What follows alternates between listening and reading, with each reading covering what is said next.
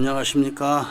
2019년 8월 4일 일요일입니다. 오늘 코페스 동반자 채널에서 이야기를 해드릴 내용은 이런저런 세상 이야기 디렉토리 내에서 등소평의 도강양회 이야기를 해드리도록 하겠습니다. 아마도 많은 분들이 이 이야기를 이미 다 알고 계실 겁니다. 등소평에 대하여서도 잘 아시고 계실 것이고 또 도강양회에 대해서도 잘 아시고 계실 것입니다. 그리고 그 교훈이 지금 중국에 미치는 영향도 잘 아시고 계실 것입니다. 그런데 도강양회란 이야기는 사실은 등소평이 제일 처음에 이야기한 것은 아니고 삼국지 때 이미 이 도강양회란 교훈이 있었죠. 사자성어로. 그러니까 유비가 조조한테 숨어서 식객으로 있을 때 조조가 유비를 꿰뚫어 보는 것을 유비가 알고 자기를 낮춰가지고 숨어서 지냈던 그런 이야기죠. 숨어서 자기의 그 실력을 키우는 것이죠. 그런 의미로서 도강양회라는 이야기가 삼국지에서도 이미 활용이 됐었습니다. 그리고 그 유명한 제갈공명이 천하 삼분지계 이것을 만들 때 촉으로 가서 몸을 낮추라고 유비에게 부탁하는 것도 도강양회라고 합니다. 이렇게 스스로 몸을 낮춰가지고 실력을 키우는 것을 말하는데 등소평이라는 중국의 개방 개혁을 주도했던 정치가가 이 이야기를 했던 것입니다.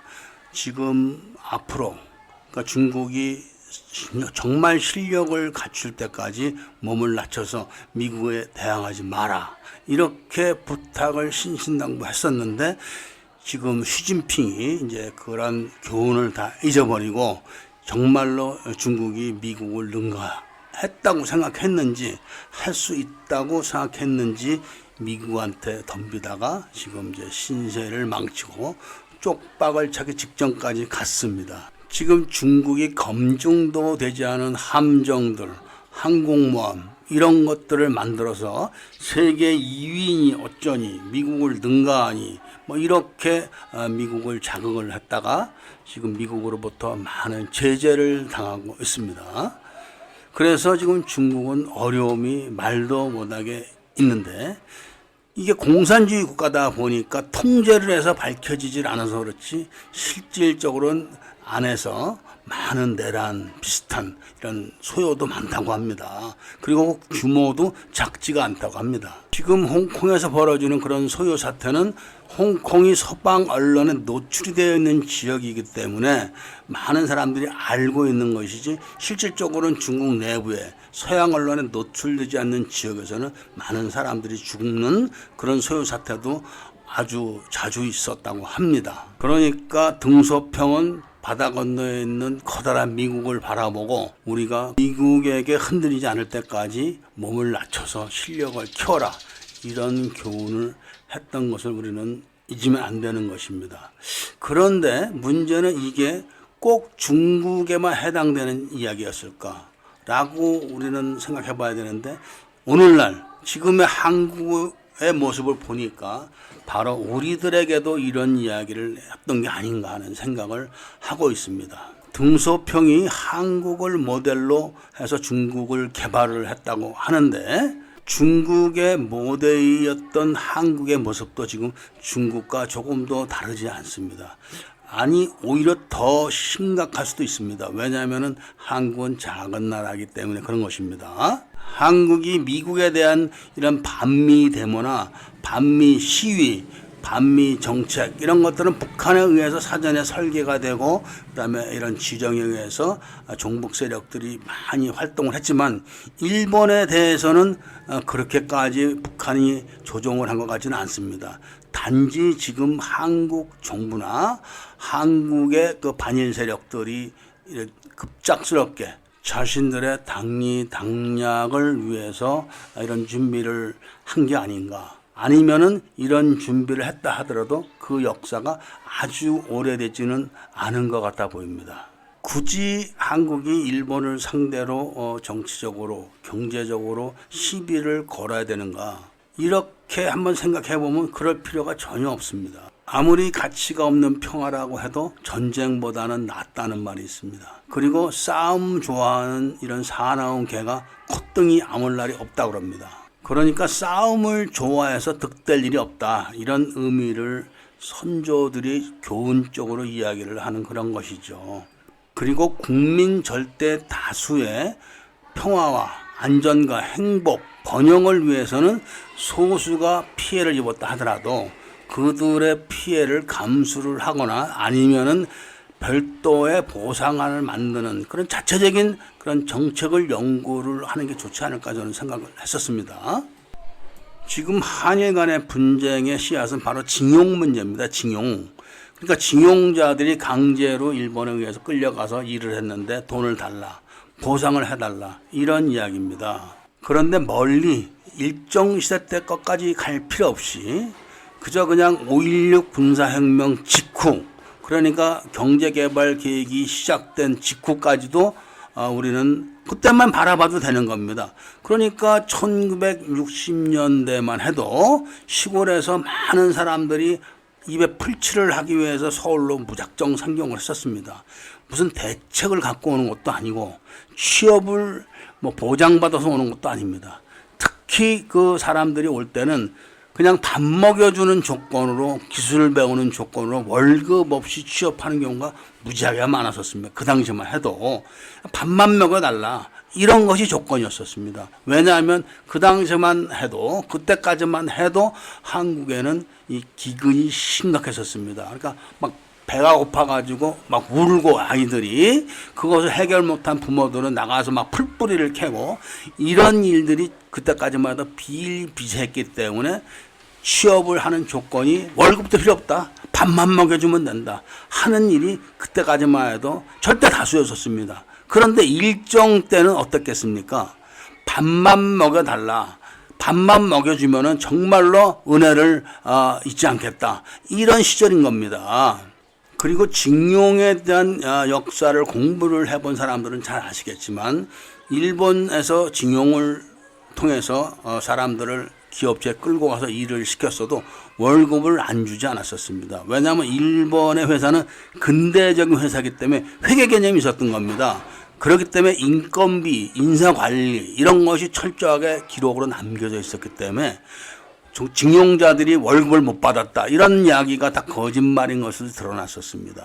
그리고 그런 사람들이 실질적으로 있었다 하더라도 그런 사람 소수 때문에 지금 5천만의 국민들이 일본과 전쟁을 불사를 하거나 아니면은 생계가 끊어지게 되는 처지가 돼야 이것이 마땅한 건지 우리는 한번 생각을 해봐야 됩니다.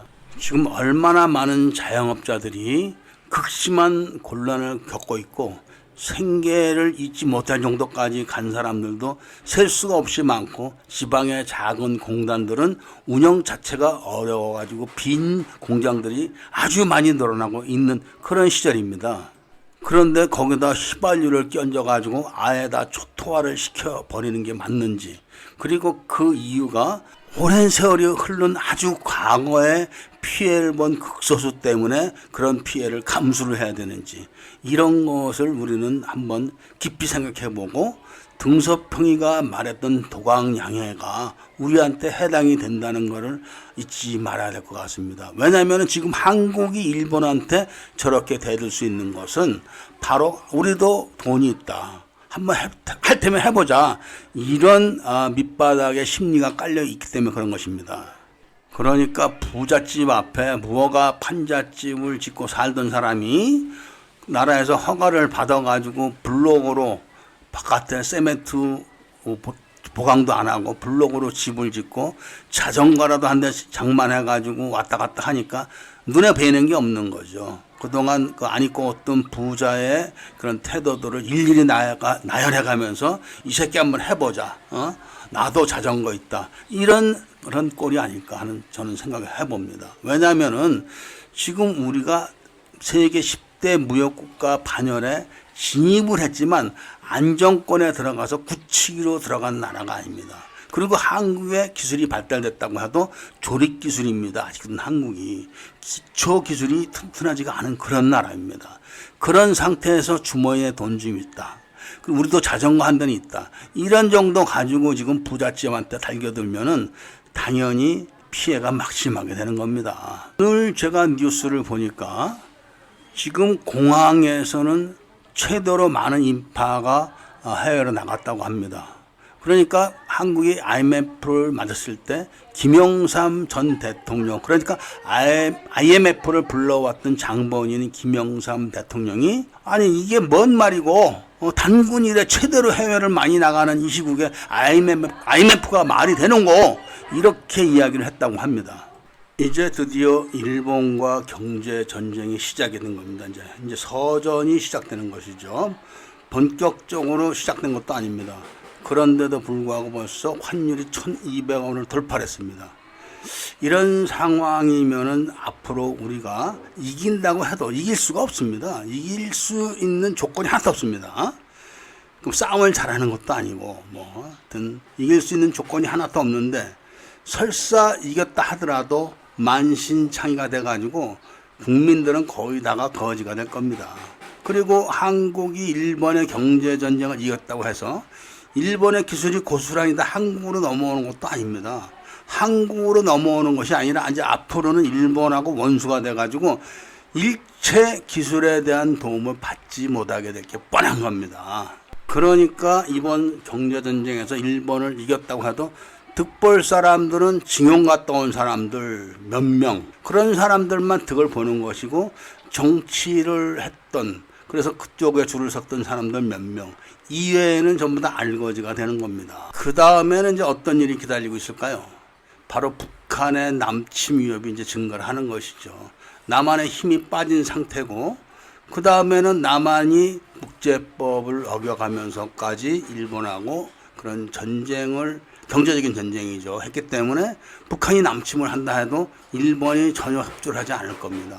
그리고 미국도 어차피 한반도가 남한이 지배를 하든 북한이 지배를 하든 미국의 손아귀에서 벗어나지 못하는 건 똑같은 겁니다. 단지 지금 역사적인 배경에 의해 가지고 남한과 미국과 무슨 한미 무슨 동맹 이런 게 있었기 때문에 명분이 있지만, 북한이 남한을 먹었다고 해서 미국이 또 그런 새 한국하고 협정을 맺지 말라는 법이 없는 게 아닙니다. 그렇기 때문에 피 보는 거는 대한민국의 서민들 뿐이 없는 겁니다. 그러니까 여기서 단순히 피 본다 이렇게 필설로 표현하는 것 뿐이지만 실제 상황이라는 거는 일단 가족이 다 풍지박산이 나는 겁니다. 그 다음에 각 가족들은 전쟁터로 끌려가거나 아니면은 고단한 그런 장소로 끌려가서 말할 수 없는 그런 그 일을 겪어야 되는 것입니다. 그리고 이미 가정이 깨졌는데 가장이 무슨 소용이 있겠습니까? 그리고 그때 가서 바라는 행복의 가치란 것이 지금의 행복의 가치하고는 비교가 할 수가 없는 것이죠. 그래서 살아남기만 하면 되는 거, 그리고 당장 배고픔을 면하는 거, 당장 한번 앉아봤으면 하는 거, 이런 것이 이제 행복의 가치가 될지도 모르는 것이죠. 그러니까 등소평이 도강량이라는 말을 미국을 견제하고 미국을 경계하기 위해서 했던 말이라면은 우리는 일본을 견제하고 일본을 경계하기 위해서 도강량이라는 그런 말을 가슴 깊이 새겼어야 하지 않나, 이런 생각을 합니다. 그런데 군대는 이제 곧이어 독도에서 독도 방어 훈련을 하면서 해병대 병력을 또 독도에 상륙을 시키는 훈련까지 한다고 합니다. 아니, 북한에 대해서는 말 한마디도 못하고 끽소리도 못하는 그런 군대가 일본을 향해서 그렇게 했다고 해서 전 세계가 독도가 한국 땅이라고 인정을 해주겠습니까? 그러니까 군대도 지금 쓸데없는 일에 앞장을 서는 겁니다. 해군이 독도 방어 훈련을 함으로 인해서 러시아나 중국이 독도는 일본 땅이 아니고 한국 땅이야, 그렇게 인정을 하고, 일본도 우리가 그 독도를 한국 땅인데 넘어서 미안하다, 그리고 이 동해를 일본해라고 했던 것도 사과한다, 이렇게 할 것 같습니까? 대한민국에서 가장 부정부패가 심한 군대가 해군입니다. 해군의 부정부패는 옛날부터 규모가 컸습니다. 부대는 작아도 규모가 컸고, 최근에 아덴만 작전을 했던 그런 함대도 얼마 전에 그 함장이 쫄병들 그 부식부 띄어다 뛰어먹다가 잡혀가지 않았습니까? 지금 21세기에 뭐 세계를 향하는 대양 해군이다 하는 데서 쫄병들 부식비 떼먹고 잡혀가는 것이 대한민국의 해군의 위상인 겁니다. 이렇게 군대까지 썩은 군대까지 나서서 불난집에 부채질을 해야 되는 모습을 보고 있노라면은 정말 기가 막히지 않을까 합니다. 2000년대 초에 한국 언론에는 이런 말이 많았습니다. 우리가 샴페인을 너무 빨리 터뜨렸다. 이런 기사들이 많았었습니다. 그러니까 그때 돈 좀 모으고 밥 좀 먹게 됐다고 해가지고 있는 척들을 너무나 해야 되는 것을 보고 한국 언론에서 한국은 샴페인을 너무 빨리 터뜨렸다. 이렇게 표현을 했었습니다. 그리고 세계 10대 무역국가에 진입을 하자마자 마치 세계 10대 무역국가의 터줏대감이 된 것 마냥 행동을 해가지고 이제 쪽박을 차기 직전까지 가 있는 겁니다. 지금이라도 늦지 않았는데 그렇게 모든 것을 원점으로 돌려놓으면 좋겠습니다만은 절대로 정치가들은 그렇게 하지 않을 것입니다. 그렇기 때문에 도강양이라는 말을 이제는 국민 각 개인이 스스로 가슴에 새기고 각자 도생하는 길을 찾는 길이 최선의 방책이 아닐까 합니다. 만일에 내가 피땀 흘려서 일을 해가지고 돈을 모아서 가정을 이루고 그 가정을 잘 가꾸어서 행복한 가족을 만들었는데 지금에 와가지고 이런 것이 내 잘못도 아니고 정부 정책의 잘못으로 모든 게 풍비박살이 난다면 얼마나 억울할까요? 그 억울함은 필설로 다 표현하지 못할 겁니다. 그렇게 되기 이전에 각자 도생을 해서 스스로 자기를 지켜나가는 것이 상책이 아닐까 합니다. 제가 여태까지 살면서 쌈잘해서 성공했다는 사람을 본 적이 없습니다. 쌈잘했다 이런 이야기가 나오면 모든 사람이 그 사람을 피합니다. 저 새끼 저 깡패야. 저거 쌈잘해봐야 형무소가지 지가 무슨 재주가 있겠어. 쌈잘했다고 해가지고 그 사람한테 무슨 이권이 가거나 그러진 않습니다. 그리고 지금 역사적으로도 그렇지만 당장의 전 세계에서 호전적인 국가를 한번 보십시오. 호전적인 국가 쳐놓고 잘 사는 나라 있습니까? 그리고 호전적인 국가 쳐놓고 국민들이 행복한 나라가 있습니까? 지금 왜 대한민국이 평화로운 그런 시대에 스스로 여기 시비 걸고 저기한테 얻어맞고 이렇게 살아야 되는지 저는 이해를 할 수가 없습니다. 등소평이가 예언을 했던 도강양해가 우리한테 딱 맞는 말이 될 줄은 저도 까맣게 몰랐었습니다. 일본하고 경제전쟁을 할 필요가 없지만 이미 이렇게 일이 벌어졌으니까 이제 이겨도 서민들은 피박을 쓰는 거고 저도 피박을 쓰는 겁니다. 그 점을 아시고 철저하게 대비를 해서 자기 가족들을 잘 보존해 주시기를 이렇게 당부하면서 오늘 이야기를 끝내려고 합니다. 감사합니다.